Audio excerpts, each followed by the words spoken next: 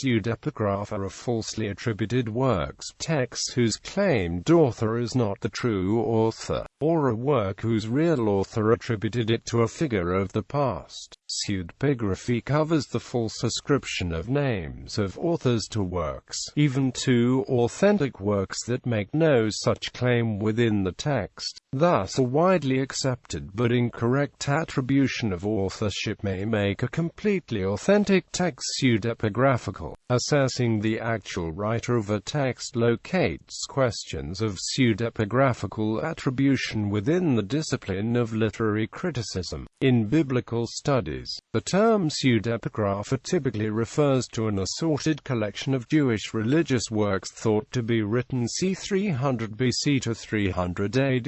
They are distinguished by Protestants from the deuterocanonical books, or Apocrypha, the books that appear in extant copies of the Septuagint from the 4th century on, and the Vulgate but not in the Hebrew Bible or in Protestant Bibles. The Catholic Church distinguishes only between the deuterocanonical and all the other books that are called biblical apocrypha, a name that is also used for the pseudepigrapha in the Catholic usage. In addition, two books considered canonical in the Orthodox Tewahedo churches, viz., Book of Enoch and Book of Jubilees, are categorized as pseudepigrapha from the point of view of Chalcedonian Christianity. Etymology. The word pseudepigrapha is the plural of pseudepigraphon.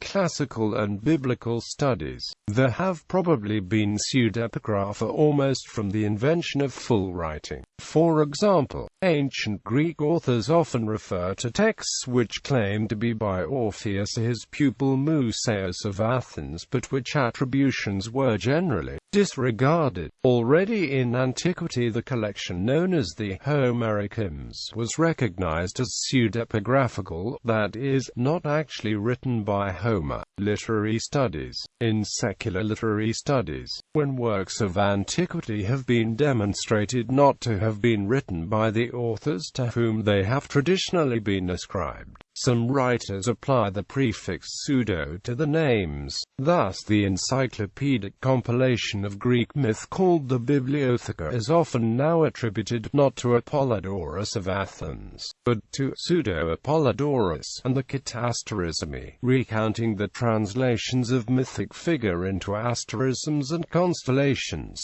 not to the serious astronomer Eratosthenes, but to a pseudo-Eratosthenes. The prefix may be abbreviated, as in P.S. Apollodorus or P.S. Eratosthenes. Old Testament and intertestamental studies. In biblical studies, pseudepigrapha refers particularly to works which purport to be written by noted authorities in either the Old and New Testaments or by persons involved in Jewish or Christian religious study or history. These works can also be written about biblical matters, often in such a way that they appear to be as authoritative as works which have been included in the many versions of the Judeo-Christian scriptures. Eusebius indicates this usage dates back at least to Serapion of Antioch, whom Eusebius records as having said, "But those writings which are falsely inscribed with the name we as experienced persons reject." Many such works were also referred to as apocrypha, which originally connoted secret writings, those that were rejected for liturgical public reading. An example of a text that is both apocryphal and pseudepigraphical is the Odes of Solomon. It is considered pseudepigraphical because it was not actually written by Solomon but instead is a collection of early Christian hymns and poems, originally written not in Hebrew, and apocryphal because they were not accepted in either the Tanakh or the New Testament. Protestants have also applied the word apocrypha to texts found in Catholic and Eastern Orthodox scriptures which were not found in Hebrew manuscripts. Catholics call those deuterocanonical books. Accordingly, there arose in some Protestant biblical scholarship an extended use of the term pseudepigrapha for works that appeared as though they ought to be part of the biblical canon, because of the authorship ascribed to them, but which stood outside both the biblical canons recognized by Protestants and Catholics. These works were also outside the particular set of books that Roman Catholics called deuterocanonical and to which Protestants had generally applied the term apocryphal. Accordingly, the term pseudepigraphical, as now used often among both Protestants and Roman Catholics, may make it difficult to discuss questions of pseudepigraphical authorship of canonical books dispassionately with a lay audience. To confuse the matter even more, Eastern Orthodox Christians accept books as canonical that Roman Catholics and most Protestant denominations consider pseudepigraphical or at best, if much less authority. There exist also churches that reject some of the books that Roman Catholics, Orthodox and Protestants accept. The same is true of some Jewish religious movements. Many works that are apocryphal are otherwise considered genuine. There is a tendency not to use the word pseudepigrapha when describing works later than about 300 AD when referring to biblical matters, but the late-appearing Gospel of Barnabas, Apocalypse of Pseudo-Methodius, the Pseudo-Apollius, and the author traditionally referred to as the Pseudo-Dionysius the Areopagite, are classic examples of pseudepigraphy. In the 5th century, the moralist Salvian published Contra Avaricium under the name of Timothy, the letter in which he explained to his former pupil, Bishop Salonius, his motives for so doing survives.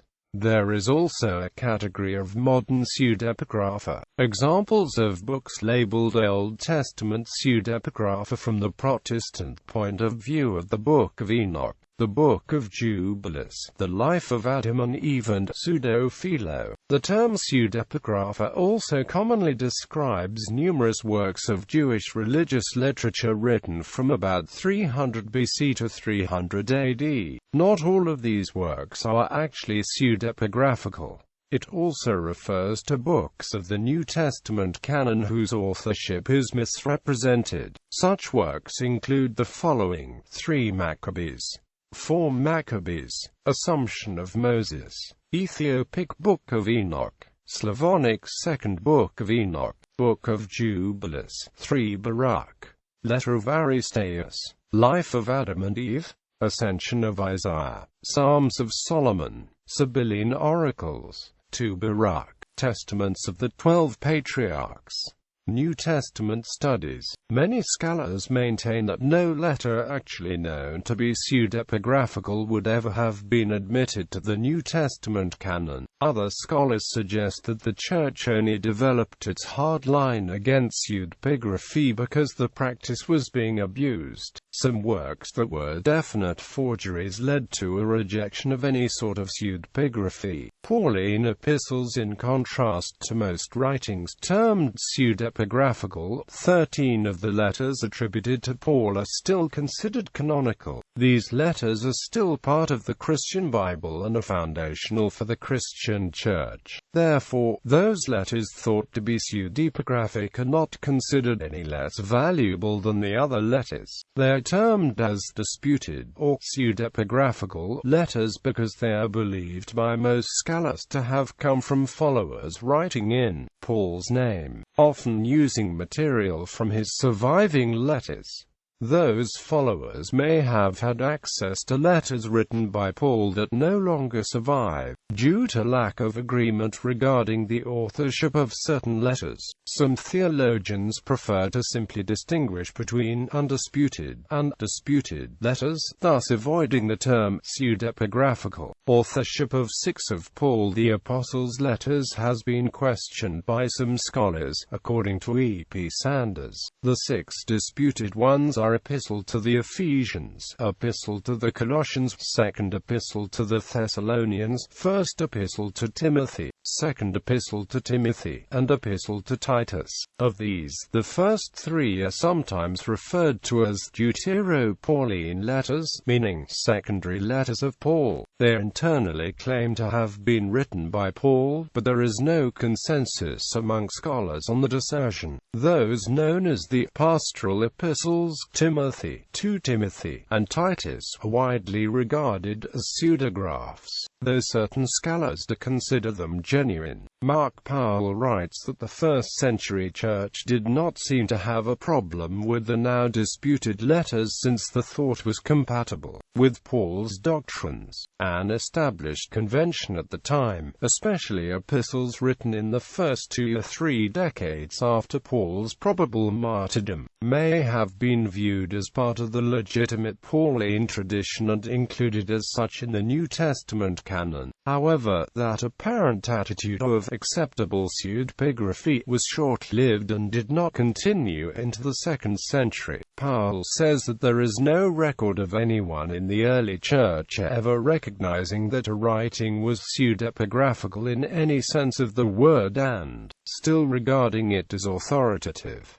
Other New Testament pseudepigrapha. Examples of other New Testament pseudepigrapha that were not included in the New Testament canon of the Gospel of Peter and the attribution of the Epistle to the Laodiceans to Paul.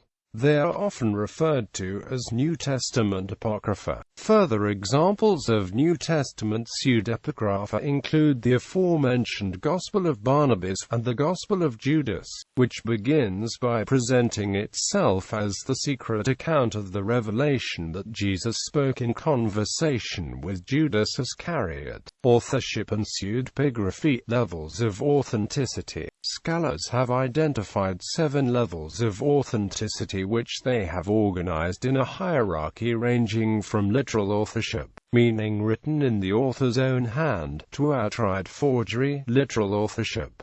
A church leader writes a letter in his own hand. Dictation. A church leader dictates a letter almost word for word to an amanuensis.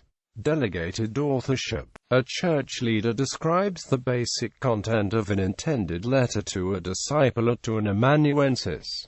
Posthumous authorship. A church leader dies, and his disciples finish a letter that he had intended to write, sending it posthumously in his name. Apprentice authorship. A church leader dies, and disciples who had been authorized to speak for him while he was alive continue to do so by writing letters in his name years or decades after his death. Honorable pseudepigraphy. A church leader dies, and admirers seek to honor him by writing letters in his name as a tribute to his influence and in a sincere belief that they are responsible bearers of his tradition. Forgery. A church leader obtains sufficient prominence that, either before or after his death, people seek to exploit his legacy by forging letters in his name, presenting him as a supporter of their own ideas. Citations.